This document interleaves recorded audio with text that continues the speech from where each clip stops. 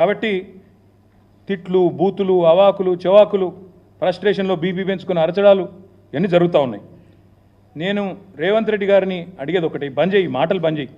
ఇలాగులో తొండలు ఇడిచి పెడతా, చెట్టుకు గట్టేస్తా, సంపేస్తా, నరికేస్తా, ఏట్లో దుంకు, ఇవన్నీ బంద్ గోళీలు ఆడతా, అది గుడ్లతో గోళీలు ఆడతా.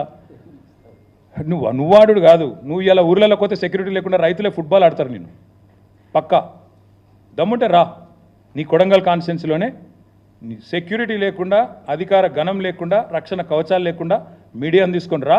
నిజంగా రుణమాఫీ అయిందా లేదా రైతులను అడుగు, వాళ్ళే చెప్తారు. ఇంకొక మాట కూడా నేను అంటా ఉన్నాను, ఇంత దివాలా కోరు ముఖ్యమంత్రి, ఇంత దిగజారుడు రాజకీయం. నేను హరీష్ రావు గారు ఏమన్నాడండి? హరీష్ రావు గారు నిన్ను 15 ఆగస్టు లోపల రుణమాఫీ చెయ్యి, 6 గ్యారంటీలు అమలు చెయ్యి, 100 రోజుల్లో చేస్తా అన్నావు, చెయ్యి, చేస్తే నేను రాజీనామా చేస్తా అన్నాడు.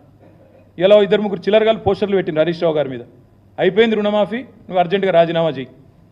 ఎక్కడైంది రుణమాఫీ? చెప్పి చూస్తా, ఏ ఊర్లోకి వచ్చి చెప్పిస్తారో చెప్పేయండి. కాంగ్రెస్ వాళ్ళు ఎవరు వస్తారో రండి. ఇంకా మళ్ళీ ఏదో చర్చకు రాజీనామా చేయి, ఇంకా ఇష్టం వచ్చిన మాటలు. అధికారంలో ఉంటే పంది అయినా అందంగా కనబడుతుంది, ఇవే ఆ మాటలు. ఒక ముఖ్యమంత్రి, ఉప ముఖ్యమంత్రి మాట్లాడాల్సిన మాటలు.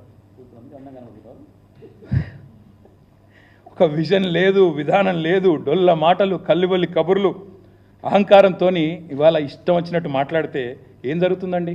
అమర్ రాజా బ్యాటరీస్ జయగల్లా గారు చెప్తున్నారు. నేను ముందే చెప్పాను, అసెంబ్లీలోనే చెప్పాను, ఒక ముఖ్యమంత్రి పిచ్చోళ్ళగా మాట్లాడితే నా రాష్ట్రం దివాలా తీసింది, అప్పులపాలైపోయింది, పైకి మంచిగున్న లోపల ఎయిడ్స్ పేషెంట్లు ఎక్కున్నది, క్యాన్సర్ పేషెంట్లు ఎక్కున్నది అని ముఖ్యమంత్రి పిచ్చోళ్ళగా మాట్లాడితే డౌట్స్ వస్తాయి స్వామి ఇన్వెస్టర్స్లో.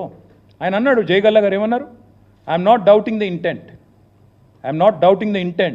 But I doubt there ability to fund or deliver on the incentives promised. అంటే ఏంది? మీ ఉద్దేశం నేను తప్పుపడతలేను, ఇస్తారా ఇయ్యరా అనుకుంటలేను, కానీ మీ దగ్గర పైసా ఉందా లేదా నాకు డౌట్ వస్తుంది. ఎందుకంటే మీరే తెల్లారలేస్తే దివాలా తీసింది, అప్పులపాలైపోయింది, క్యాన్సర్ పేషెంటు, ఎయిడ్స్ పేషెంట్ అని రాష్ట్రాన్ని తెల్లారలేస్తే ముఖ్యమంత్రి, ఉప ముఖ్యమంత్రి శాపనార్థాలు పెడితే ఇట్లే ఉంటుంది మరి. అందుకే నేను వారిని అనేది, ఈ మాటలు బంద్ చేయండి.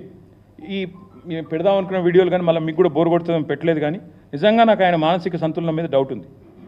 ఎట్లా తయారైందంటే సచివాలయం కింద నిజాం నిధులు ఉన్నాయంటాడు. కేసీఆర్ గారు ప్రగతి భవన్ నుంచి సొరంగం తవ్వుకపోయింది అంటాడు.